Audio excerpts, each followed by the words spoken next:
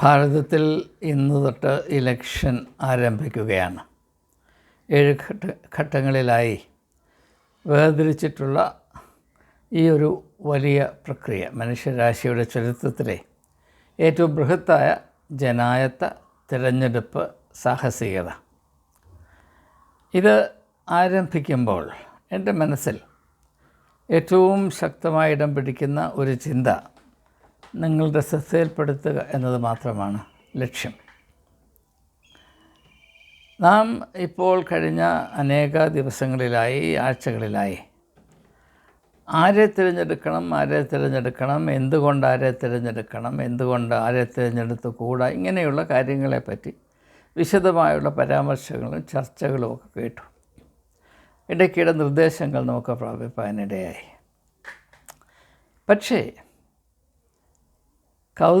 കൗതുകകരമെന്ന് പറയട്ടെ, ഈ ഒരു പ്രക്രിയയിലെങ്ങും പക്വതയോടും ചുമതലബോധത്തോടും പൗരന്മാർ അവരുടെ തിരഞ്ഞെടുപ്പ് സ്വാതന്ത്ര്യം ഉപയോഗിക്കണമെന്നൊരൊറ്റ വാക്ക് നിങ്ങൾ കേട്ട് കാണുകയില്ല. കാരണം അങ്ങനെ ആരും പ്രസ്താവിച്ചില്ല. അതുകൊണ്ട് തന്നെ ഇവിടെ നാം പ്രത്യേകം ശ്രദ്ധിക്കേണ്ട ഒരു കാര്യം, എല്ലാവർക്കും തിരഞ്ഞെടുപ്പ് സ്വാതന്ത്ര്യമുണ്ട്, എല്ലാവരുടെയും വോട്ടിന് ഒരേ വിലയാണ്. അതാണ് ഡെമോക്രസി മനുഷ്യരാശിയുടെ ചരിത്രത്തിൽ കൊണ്ടുവന്ന വലിയ വിപ്ലവം എന്നൊക്കെ പറയുമ്പോൾ അത് ശരിയാണ്, അല്ല എന്ന അഭിപ്രായം എനിക്കില്ല. പക്ഷേ അതുകൊണ്ടൊന്നും ആകുന്നില്ല എന്നതാണ് യാഥാർത്ഥ്യം.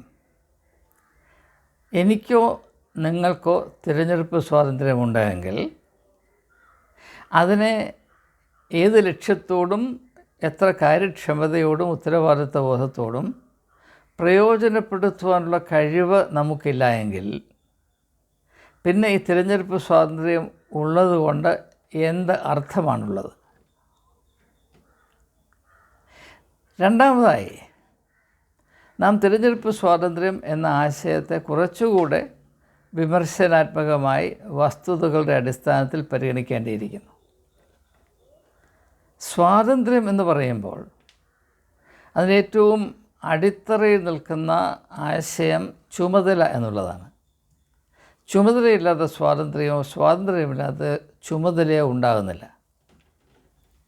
ചുമതല ഉണ്ടാകണമെങ്കിൽ സത്യത്തിൽ അധിഷ്ഠിതമായ അറിവും ആ അറിവിനെ ആസ്പദമാക്കി സ്വാർത്ഥരഹിതമായി സധൈര്യം തീരുമാനങ്ങൾ എടുക്കാനുള്ള കഴിവും സ്വഭാവ മേന്മയും ഉണ്ടാകണം. ഇതൊന്നും തന്നെ വളർത്തിയെടുക്കാൻ കഴിയുന്ന 75 വർഷങ്ങളായി ആരും ശ്രമിച്ചില്ല എന്നത് ഒരു നമ്മെ തുറച്ചു നോക്കുന്ന ഒരു യാഥാർത്ഥ്യം തന്നെയാണ്. ജനായത്തം തിരഞ്ഞെടുപ്പ് എന്നൊക്കെ നാം പറഞ്ഞുകൊണ്ട് നടന്നെങ്കിലും അതിൻ്റെ ജീവനാഡിയായ തിരഞ്ഞെടുപ്പ് പ്രക്രിയയെ അർത്ഥവത്താക്കുന്നതിന് അത് ജനായത്ത ഭരണരീതിയുടെ ആരോഗ്യത്തെ സംരക്ഷിക്കുന്നതിന് പര്യാപ്തമായ വിധത്തിൽ ഉപയോഗിക്കുവാൻ ജനങ്ങൾക്ക് ക്ഷമതയുണ്ടാകത്തക്കവണ്ണം അവരെ പരിശീലിപ്പിക്കുകയോ ഉത്ബോധിപ്പിക്കുകയോ ചെയ്തിട്ടില്ല.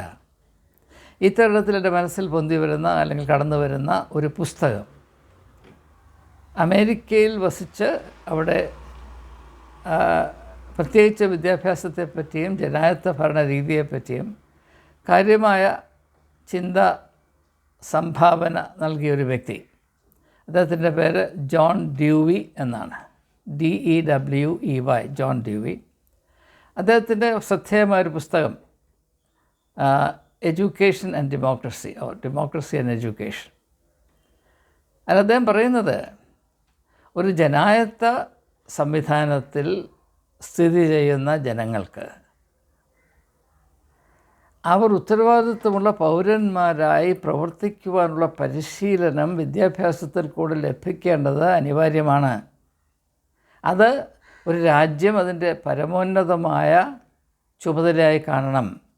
അങ്ങനെ നമ്മുടെ രാജ്യത്ത് ആരെങ്കിലും പറഞ്ഞതായോ ചെയ്തതായോ നിങ്ങൾക്ക് ഓർമ്മയുണ്ടോ, അറിവുണ്ടോ? എനിക്കില്ല.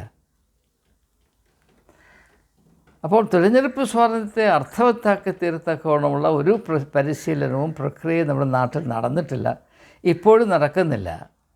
അതിൻ്റെ ഫലമായി നാം ഭാരതം പക്വതയുള്ള ഒരു ജനായത്ത രാജ്യമാണ് എന്ന് അവകാശപ്പെടുന്നുവെങ്കിലും അത് വെറും അവകാശം മാത്രമായി അവശേഷിക്കുകയാണ് എന്ന ഒരു പ്രീതിയാണ് ഇപ്പോൾ നിലവിൽ വരുന്നത്. ഈ സമയത്ത് ഞാൻ മറ്റൊരു എഴുത്തുകാരനെ കൂടെ സൂചിപ്പിക്കട്ടെ.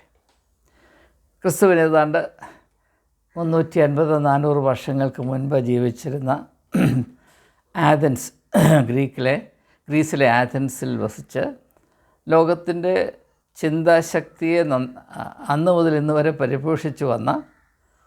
പരിപോഷിക്കാൻ പര്യാപ്തമായ സംഭാവനകൾ നൽകിയ പ്ലേറ്റോ, അദ്ദേഹത്തിൻ്റെ തന്നെ ഏറ്റവും സുപ്രസിദ്ധമായ പുസ്തകമായ റിപ്പബ്ലിക്, അതിൽ പറയുന്നൊരു കാര്യം, എല്ലാവരും ജനായത്ത ഭരണരീതിയെ പുകഴ്ത്തുമെങ്കിലും എനിക്കതിനെപ്പറ്റി നല്ല ഭീതിയുണ്ട്, ചിന്താഭാരമുണ്ട്. എനിക്കെന്ന് പറഞ്ഞാൽ ഞാൻ എൻ്റെ കാര്യമല്ല പറഞ്ഞത്, പ്ലേറ്റോയുടെ കാര്യമാണ് പറയുന്നത്. എൻ്റെ കാരണം എന്താണെന്ന് അദ്ദേഹം വിശദീകരിക്കുന്നുണ്ട്. അദ്ദേഹം പറയുന്നത്, democracy is a form of government which allows the most wicked to seize power. യാതൊരു കഴിവുമില്ലാത്തവർ, സതുദ്ദേശം അല്പം പോലുമില്ലാത്തവർ, സ്വാർത്ഥ താല്പര്യം കൊണ്ട് മാത്രം പ്രവർത്തിക്കുന്നവർ, ആ സ്വാർത്ഥ താല്പര്യത്തിന് വേണ്ടി ഏത് കാടത്തരവും ഏതക്രമവും ഏതനീതിയും ചെയ്യാൻ മടിക്കാത്തവർ, അവർ ഭരണം പിടിച്ചെടുക്കുവാൻ ഏറ്റവും സാധ്യതയുള്ള ഒരു രീതിയാണ് ജനായത്ത ഭരണരീതി എന്നാണ് പ്ലേറ്റോയുടെ അഭിപ്രായം. അതിനകത്ത് അർത്ഥമില്ല എന്ന് ആർക്കും പറയാൻ കഴിയുകയില്ല. അതുകൊണ്ട് തന്നെ ഒരു ജനതയുടെ തിരഞ്ഞെടുപ്പ് സ്വാതന്ത്ര്യം എത്രമാത്രം ശ്രദ്ധയോടും ചുമതലബോധത്തോടും ഭാവിയെപ്പറ്റിയുള്ള കരുതലോടും കൂടെ പ്രയോഗിക്കപ്പെടണം എന്നതിനെപ്പറ്റി ഒരു രാജ്യത്തിന് ആകമാനം വലിയ ചിന്തയും കരുതലും ഉണ്ടാകണം എന്ന് തിരിച്ചറിയുവാൻ സാധ്യമാണ്. പക്ഷേ അപ്രകാരമുള്ള ഒരു ചിന്തയും നമ്മുടെ ഇടയിലില്ല എന്ന് തന്നെ വളരെ അത്ഭുതപ്പെടുത്തുകയും ഭയപ്പെടുത്തുകയും ചെയ്യുന്നൊരു യാഥാർത്ഥ്യമാണ്. ഇന്ന് ഈ രാജ്യത്തിൻ്റെ വിവിധ സ്ഥലങ്ങളിൽ വോട്ടെടുപ്പ് നടക്കുന്ന ഇടങ്ങളിലൊക്കെ ആളുകൾ വരിവരിയായി നിന്ന് ബട്ടൺ കുത്താനായിട്ട് നിൽക്കുന്നു. അവരേതവസ്ഥയിലാണ് ഈ പ്രക്രിയ ചെയ്യുന്നത് എന്നതിനെപ്പറ്റി ഏതെങ്കിലും രാഷ്ട്രീയ പാർട്ടികൾ ചിന്തിക്കുന്നതായി എനിക്ക് തോന്നുന്നില്ല. മാത്രവുമല്ല, നാം ഇപ്പോൾ കൂടുതലായി പൂർവാധികമായി രാഷ്ട്രീയത്തിൽ മതം കൈകടത്തിക്കൊണ്ടിരിക്കുന്നൊരു കാലഘട്ടത്തിലാണ് ജീവിക്കുന്നത്. മതവും രാഷ്ട്രീയവും തമ്മിൽ പരിപൂർണമായി വേർതിരിക്കണമെന്ന അഭിപ്രായം എനിക്കില്ല. പക്ഷേ മതത്തിൻ്റെ പ്രതിനിധികൾ എപ്പോഴെല്ലാം രാഷ്ട്രീയ മേഖലയിലേക്ക് നുഴഞ്ഞു കയറുന്നുവോ അല്ലെങ്കിൽ സ്ഥാനം പിടിക്കുന്നുവോ അല്ലെങ്കിൽ അതിനെ സ്വാധീനിക്കുവാൻ ശ്രമിക്കുന്നുവോ അവിടെയൊക്കെയും അവർക്ക് നൽകാവുന്ന ഏറ്റവും സുപ്രധാനമായ ആരോഗ്യപരമായ സംഭാവന മനുഷ്യൻ്റെ തിരഞ്ഞെടുപ്പ് സ്വാതന്ത്ര്യത്തെ ലക്ഷ്യബോധത്തോടും ഉത്തരവാദിത്വബോധത്തോടും ആരോഗ്യപരമായി പ്രയോഗിക്കുവാൻ ഓരോ വ്യക്തികളെയും പ്രേരിപ്പിക്കുകയും അതിനാവശ്യമായ വിവേകവും തിരിച്ചറിയും അവർക്ക് നൽകുവാൻ തക്കവണ്ണം പ്രവർത്തിക്കുകയുമെന്നുള്ളതാണ്. പക്ഷേ മതത്തിൻ്റെ മേഖലയിൽ പ്രവർത്തിക്കുന്ന ആരെങ്കിലും ഇങ്ങനെ ഒരു ലക്ഷ്യമുണ്ട് എന്ന് പറഞ്ഞ് നിങ്ങൾ കേട്ടിട്ടുണ്ടോ? റബ്ബറിൻ്റെ താങ്ങുവില തന്നാൽ ഞങ്ങൾ MP തരാമെന്ന് പറയുന്ന കാടത്തരത്തിനപ്പുറത്ത് കിടക്കാൻ ഇങ്ങനെയുള്ള ആളുകൾക്ക് കഴിയുന്നില്ല എന്ന് പറയുമ്പോൾ നമുക്ക് പ്രതീക്ഷിക്കാൻ എന്താണ് ഇനി അവശേഷിക്കുന്നത്? അതുകൊണ്ട് പ്രിയമുള്ളവരെ, നാം ഒരു കാര്യം മനസ്സിലാക്കണം. നമുക്ക് തിരഞ്ഞെടുപ്പ് സ്വാതന്ത്ര്യമുണ്ട് എന്ന് പറഞ്ഞുകൊണ്ട് ഒന്നും ആകുന്നില്ല. ഈ തിരഞ്ഞെടുപ്പ് സ്വാതന്ത്ര്യത്തെ വേണ്ടതുപോലെ പ്രയോഗിക്കുവാൻ, ഉപയോഗപ്പെടുത്തുവാൻ നമുക്ക് ക്ഷമതയുണ്ടോ എന്ന് അന്വേഷിക്കേണ്ട കാലം ഇതാ വൈകിയിരിക്കുന്നു. ഇത് പാർട്ടികളുടെ ആവശ്യമായി നാം മാറ്റിവെക്കരുത്. ഇത് ഓരോ പൗരൻ്റെയും കടമയാണ്. ഞാൻ ഡൽഹിയിലായിരുന്നപ്പോൾ സെൻറ്റ് സ്റ്റീഫൻസ് കോളേജിൻ്റെ ആഭിമുഖ്യത്തിൽ സിറ്റിസൺഷിപ്പ് എൻറിച്ച്മെൻറ്റ് കോഴ്സ് എന്ന് പറഞ്ഞൊരു കോഴ്സ് ഡൽഹിയിലെ പൗരന്മാർക്ക് വേണ്ടി സംഘടിപ്പിക്കുകയും അത് യാതൊരു ഫീസുമില്ലാതെ താല്പര്യമുള്ള എല്ലാവർക്കായി തുറന്ന് കൊടുക്കുകയും ചെയ്തു. അതിൻ്റെ ക്ലാസ്സുകൾ മുഖ്യമായി ഞാൻ തന്നെയാണ് എടുത്തത്. അതിൽ 320 പേരെ പങ്കെടുത്തിരുന്നു. അങ്ങനെ പങ്കെടുത്ത പലരും ഇപ്പോഴും എന്നോട് സമ്പർക്കത്തിലാണ്. അതിൽ പങ്കെടുത്ത ഏവരും വളരെ വളരെ സന്തോഷത്തോടെ അറിയിച്ച ഒരു കാര്യം, ഇങ്ങനെയുള്ള അനുഭവങ്ങൾ, സാഹചര്യങ്ങൾ ഭാരതത്തിൽ മുഴുവനും പടർന്നിരുന്നുവെങ്കിൽ, അല്ലെങ്കിൽ ലഭ്യമായിരുന്നുവെങ്കിൽ കൊള്ളായിരുന്നു. ഞാൻ ആ കോഴ്സ് ആവിഷ്കരിച്ചതിൻ്റെ പ്രധാനപ്പെട്ട ലക്ഷ്യം തിരഞ്ഞെടുപ്പ് സ്വാതന്ത്ര്യവും പ്രയോഗിക്കുവാൻ യോഗ്യതയുള്ള ആളുകൾ അവരുടെ തിരഞ്ഞെടുപ്പ്, ആ അവകാശം അവർ പ്രയോഗിക്കുമ്പോൾ ഏതടിസ്ഥാനത്തിലായിരിക്കണം, എപ്രകാരമായിരിക്കണം, ഏത് ലക്ഷ്യത്തോടുകൂടെ ആയിരിക്കണം എന്ന ഒരു തിരിച്ചറിവ് ജനങ്ങൾക്കുണ്ടാകുന്നതിന് വേണ്ടിയാണ്. മാത്രവുമല്ല, ഓരോ തിരഞ്ഞെടുപ്പിൽ കൂടെയും ഒരു ജനത അവരുടെ ഭാവിയെ കരുപ്പിടിപ്പിച്ചെടുക്കുകയാണ്, അല്ലെങ്കിൽ നശിപ്പിച്ചു കൊണ്ടേയിരിക്കുകയാണ് എന്ന യാഥാർത്ഥ്യമെങ്കിലും ജനങ്ങൾ തിരിച്ചറിയട്ടെ എന്ന ലക്ഷ്യത്തോടു കൂടെയാണ്. ആ കോഴ്സ് അന്ന് ഇനോഗ്രേറ്റ് ചെയ്തത് അന്നത്തെ സുപ്രീം കോടതി ജഡ്ജിയായിരുന്ന ജസ്റ്റിസ് മദൻ ബി ലോക്കൂർ. എനിക്ക് വളരെ പ്രിയങ്കരനായ ഒരു ന്യായാധിപനാണ് അദ്ദേഹമായിരുന്നു. ആ കോഴ്സിൻ്റെ പ്രസക്തിയെ പരാമർശിച്ചുകൊണ്ട് അദ്ദേഹം വളരെ വളരെ വാചാലനായി സംസാരിച്ച് ഞാൻ ഈ സമയത്ത് ഓർക്കുകയാണ്. നമ്മുടെ ഭാരതത്തിൽ 39,000-ഓളം കോളേജുകളുണ്ട്. ഓരോ കോളേജുകളും ഞാൻ ചെയ്തതുപോലെ സിറ്റിസൺഷിപ്പ് അവെയർനെസ് കോഴ്സ് പൊതുജനത്തിന് വേണ്ടി ഓർഗനൈസ് ചെയ്യുകയാണെന്ന് വിചാരിക്കും. നമുക്കറിയാം, ഓരോ കോളേജുകളും, ഭൂരിപക്ഷം കോളേജുകളും ഒരു 4 മണി കഴിഞ്ഞാൽ വെറുതെ അടച്ചു കിടക്കുകയാണ്. കെട്ടിടങ്ങളോ അവിടുത്തെ ഫെസിലിറ്റീസൊന്നും ആരും ഉപയോഗിക്കുന്നില്ല. ആ സമയത്ത് കലാലയങ്ങളുടെ വാതിൽ തുറന്നു കൊടുക്കുകയും പൊതുജനത്തിന് കടന്നു വന്ന് അവർക്ക് പ്രാപിക്കേണ്ട തിരിച്ചറിവ്, ബോധവൽക്കരണം, യാഥാർത്ഥ്യങ്ങളെപ്പറ്റിയുള്ള അറിവ്, അതിൽ കൂടെ വളർത്തിയെടുക്കാവുന്ന ചുമതല ബോധം, ഇവയെ വർദ്ധിപ്പിക്കത്തക്കോളം നമ്മുടെ കലാലയങ്ങളിൽ കൂടെ ഒരു ഇടപെടൽ നടത്തുവാൻ കഴിയണം. അങ്ങനെ കഴിഞ്ഞാൽ ഈ രാജ്യത്തൊരു വലിയ വിപ്ലവം തന്നെ സൃഷ്ടിക്കാൻ, 1 രൂപ പോലും ചിലവ് ഇല്ലാതെ, സർക്കാരിൻ്റെ കയ്യിൽ നിന്ന് 1 രൂപ പോലും വാങ്ങിക്കാതെ ഈ വലിയ വലിയ വിപ്ലവം സൃഷ്ടിക്കുവാൻ സ്ഥാപനങ്ങൾക്ക് കഴിയും. മറ്റ് സ്ഥാപനങ്ങൾ ചെയ്തില്ല എങ്കിലും എന്തുകൊണ്ടാണ് ഇപ്പോൾ കേരളത്തിൽ ക്രിസ്തീയ സ്ഥാപനങ്ങൾക്ക് വളരെയധികം തലയെടുപ്പുണ്ടെന്ന് നമുക്കറിയാം. എന്തുകൊണ്ടാണ് കേരളത്തിലെ ഒരു ക്രിസ്തീയ സ്ഥാപനവും ഇപ്രകാരമുള്ള ഒരു ഇടപെടൽ നടത്തുവാൻ കൂട്ടാക്കാത്തത്? അതിൻ്റെ കാരണങ്ങൾ ഞാനായിട്ട് പറയുന്നില്ല, നിങ്ങൾക്കറിയാവുന്നത് തന്നെയാണ്. അപ്പോൾ ഞാൻ ഏവരോടും അവസാനമായും പറയുന്നത്, തിരഞ്ഞെടുപ്പ് സ്വാതന്ത്ര്യമുണ്ട്. ലോകത്തിലെ ഏറ്റവും വലിയ ജനാധിപത്യ രാജ്യം ഭാരതമാണ്. ഇതൊന്നും പറഞ്ഞിട്ട് ഒരു കാര്യവുമില്ല. ഈ സമയത്ത് എൻ്റെ മനസ്സിൽ ഓർമ്മ വരുന്നൊരു ചിന്ത, എനിക്ക് വളരെ പ്രിയങ്കരനായ ഒരു എഴുത്തുകാരൻ, അദ്ദേഹത്തിൻ്റെ പേര് ആർതർ കോസ്റ്റർ എന്നാണ്, KOESTLER. അദ്ദേഹത്തിൻ്റെ ഒരു കൃതി ബ്രിക്സ് ടു ബേബിലോൺ എന്നാണ് ആ കൃതിയുടെ. അദ്ദേഹം പറയുന്നത്, എൻ്റെ ഓർമ്മ ശരിയാണെങ്കിൽ അതാണ് ആ പുസ്തകത്തിൻ്റെ title, Hitler used perfectly democratic methods to murder democracy. ജനാധിപത്യ രീതിയുടെ അവസരങ്ങളും കരുക്കളും ഉപയോഗിച്ച് മാത്രമാണ് ഹിറ്റ്ലർ ജനാധിപത്യ രീതിയെ കൊഴിച്ചു മൂടിയത് എന്നാണ് അദ്ദേഹം പറയുന്നത്. അതിന് കാരണം എന്താണ്?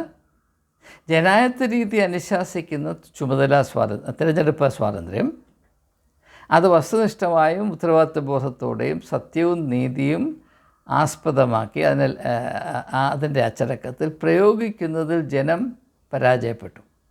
അങ്ങനെ അവർ പരാജയപ്പെടാനുള്ള പ്രധാനപ്പെട്ട കാരണം പ്രോപ്പഗാൻഡയാണ്. ആധുനിക യുഗം പ്രോപ്പഗാൻഡയുടെ, എല്ലാവരും പറയും ആധുനിക യുഗം അറിവിൻ്റെ യുഗം, അങ്ങനെയൊന്നുമല്ല, വെറുതെ പറയുന്നതാണ്. ആധുനിക യുഗം പ്രോപ്പഗാൻഡയുടെ യുഗമാണ്. ഈ പ്രോപ്പഗാൻഡയുടെ ഉദ്ദേശം തന്നെ മനുഷ്യരെ തെറ്റിദ്ധരിപ്പിക്കുകയും യാതൊരു വിധത്തിലും മനുഷ്യർക്ക് പ്രയോജനമില്ലാത്ത പരിഗണനകളുടെ അടിസ്ഥാനത്തിൽ അവരെ കൊണ്ട് കുരങ്ങ് കളിപ്പിക്കുകയുമാണ് എന്ന ഒരു പച്ച പരമാർത്ഥം കഴിഞ്ഞ 1 നൂറ്റാണ്ട് കൊണ്ട് വെളിപ്പെട്ട് വന്നതാണ്. പക്ഷേ നാം അത് വീണ്ടും പരിഗണിക്കാറില്ല. അതിന് വീണ്ടും ചെവി കൊടുക്കുകയും അത് മാത്രമാണ് സത്യമെന്ന് വിചാരിക്കുകയും ചെയ്ത് ഭൂരിപക്ഷം ആളുകളും അങ്ങനെ സ്ഥിതി ചെയ്യുകയാണ്. ഈ പ്രോപ്പഗാൻഡ എന്ന് പറയുമ്പോൾ അതിൽ പല ഘടകങ്ങളുണ്ട്. അത് പറയുന്ന വാക്കുകൾ മാത്രമല്ല, ചെയ്യുന്ന ചെയ്ത്തിൽ കൂടെയും നടത്തുന്ന നാടകങ്ങളിൽ കൂടെയും ജനങ്ങളുടെ മുമ്പിൽ അവതരിപ്പിക്കുന്ന ചില പ്രത്യേകതകൾ കൂടെയുമൊക്കെയും അത് നിരന്തരമായി നമ്മെ സ്വാധീനിച്ചുകൊണ്ടേയിരിക്കുന്നു എന്ന് മാത്രം ഞാൻ തൽക്കാലം അങ്ങ് ചുരുക്കി പറയുകയാണ്. ഇവയെല്ലാം നാം പരിഗണിച്ച് കഴിയുമ്പോൾ ഇതിന് ഒരു പ്രതിവിധിയായി നമുക്ക് ആകെ മനസ്സിലാക്കാവുന്നത്, അല്ലെങ്കിൽ നമുക്ക് ആകെ കേന്ദ്രീകരിക്കാവുന്നത്, മനുഷ്യന് സത്യത്തിനും നീതിക്കും വില കൊടുക്കുന്നതും ചുമതലബോധം നിലനിർത്തുന്നതുമായ തിരഞ്ഞെടുപ്പ് നടത്തുവാനുള്ള ക്ഷമത വർദ്ധിപ്പിക്കുക.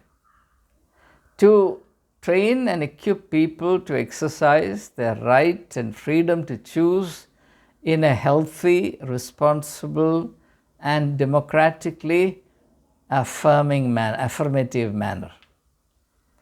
അല്ലാതെ മറ്റ് പരിഗണനകളെ ആശ്രയിച്ച്, വർഗീയത അങ്ങനെയുള്ള കാര്യങ്ങൾ ആശ്രയിച്ച് തിരഞ്ഞെടുപ്പ് സ്വാതന്ത്ര്യം ഉപയോഗിക്കുമ്പോൾ അത് സ്വാതന്ത്ര്യത്തിലല്ല തിരഞ്ഞെടുപ്പ് നടത്തുന്നത്. പിന്നെയോ അങ്ങനെ വോട്ട് ചെയ്യാൻ ആളുകൾ നിർബന്ധിതരായി തീർന്നിരിക്കുകയാണ്.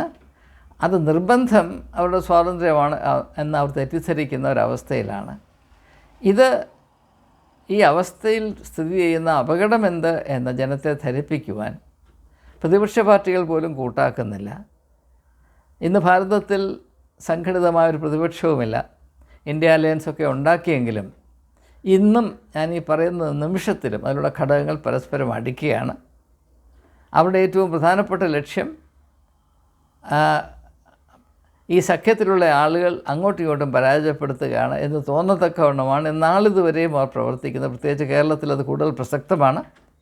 പിണറായി വിജയനും രാഹുൽ ഗാന്ധിയും തമ്മിലുള്ള ഏറ്റുമുട്ടൽ കാണുമ്പോൾ വാസ്തവത്തിൽ ചിരിക്കുകയും കരയുകയും ചെയ്യേണ്ട ഒരവസ്ഥയാണ്. പോട്ടെ, ഞാൻ കൂടുതലായിട്ട് ഒന്നും പറയുന്നില്ല. അപ്പോൾ എങ്ങനെ നോക്കിയാലും ഈ രാജ്യത്തിൻ്റെ ഭാവിയെപ്പറ്റിയും പൊതു നന്മയെപ്പറ്റിയും ചിന്തിക്കുന്ന ഉത്തരവാദിത്വ ബോധമുള്ള ഒരു ജനായത്ത സംസ്കാരം ഇന്നും നമ്മുടെ ഇടയിൽ ആയിട്ടില്ല, ആക്കാനായിട്ട് ശ്രമിക്കുന്നുമില്ല എന്ന വളരെ ശോചനീയമായ യാഥാർത്ഥ്യത്തെ നാം തിരിച്ചറിയണം എന്ന് മാത്രം സൂചിപ്പിച്ചുകൊണ്ട് വാക്കുകൾ ഉപസംഹരിക്കുന്നു. ഈ തെരഞ്ഞെടുപ്പിൻ്റെ ഫലത്തിൽ കൂടെ രാജ്യത്തിന് നന്മ വരട്ടെ എന്ന് പ്രതീക്ഷയില്ലാഞ്ഞിട്ടും പ്രതീക്ഷ വെച്ചുകൊണ്ട് ഞാൻ പ്രാർത്ഥിക്കുന്നു. ഏവർക്കും എൻ്റെ അഭിവാദ്യങ്ങൾ.